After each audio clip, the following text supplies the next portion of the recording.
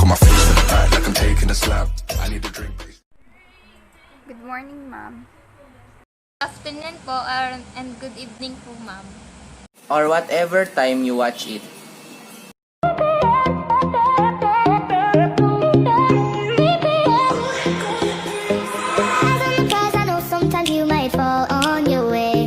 So hello, let me tell you a background of father of Ilocano literature, Pedro Bucaneg. So, Pedro Bucaneg was founding after his birth, March 1592, already floating in a basket between Bantay and Vigan, Banawang River.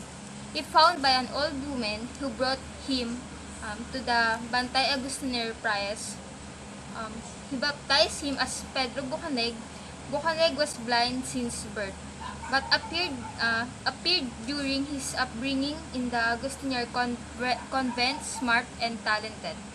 He took lessons in Latin and Spanish and also learned the local languages and Ilocano Isneg. Through his knowledge of these languages, he was asked the priest in the region to translate their prayers and sermon in the local languages. He was being asked to help with the conversation of the local population. Bucaneg composed poems and songs and was loved by the Ilocanos as a troubadour. He was regarded by the locals as a seer. Even the Spaniards knocked him for his services. He would have identified the killer who was servant Spaniard on the day in on a row of men by placing his hand on the chest of this man. So his blindness prevented him not to write, and also dedicated the text of his poems, songs, and translations and someone else wrote. However, much of the work of Bucaneg has been preserved Ilocano epic Biag ni Lamang. Epic Biag ni Lamang has attributed to Bucaneg by some authors and historians. However, it is also possible that Bucaneg wrote the text of the work that was being sung for centuries by the Ilocano and thus preserved also it for eternity. It was also Bucaneg who translated the Victorina Christiana in Ilocano. This book was printed in 1593, was one of the first book in the Philippines, and was intended for use in the conversation of the local population. In 1621, the Ilocano translation of Bucaneg was printed in the Agustinian Convent of Manila. So Bucaneg was also largely responsible Arte de la Lengua Ilocano, the first grammar book for the Ilocano of Brother Francisco Lopez, which was printed in 1927 the University of Santo Tomas, Manila. He died around 1630 in his honor as a street in the Cultural Center of the Philippines complex in Pasay City. After you know the background of Bucaneg, I'll tell you a short story of Biag ni Lamang. The epic tells about the bravery of Lamang, who was prodigious from birth. The adventure began with his search for his father who killed by the Igorot or upland people of Cordillera Mountains. He met Sumarang who tried to stop him and challenged him to a fight. He speared Sumarang through his stomach. Then he meets a serpent with 9 heads, all of which serpent loses in a ensuing fight. He naps and dreams of his father's head being feasted upon by the Igorots. He continues his journey to find the Igorot are Indian feasting on his father's head. He fights the Igorot and defeats all of them, torturing the last one to death. He goes home and swims in the Cordon River on the way to Canoyans, his beloved place in Kalanitian. He meets Saridandan, a woman of ill repute. He resists her temptation, and he then reaches a Canoyan's house where he finds many suitors there for her. She accepts his invitation to swim in the Cordon River. While in the river, the water swells. Before he leaves, he killed a giant crocodile, then he gives the teeth to the ladies as amulets.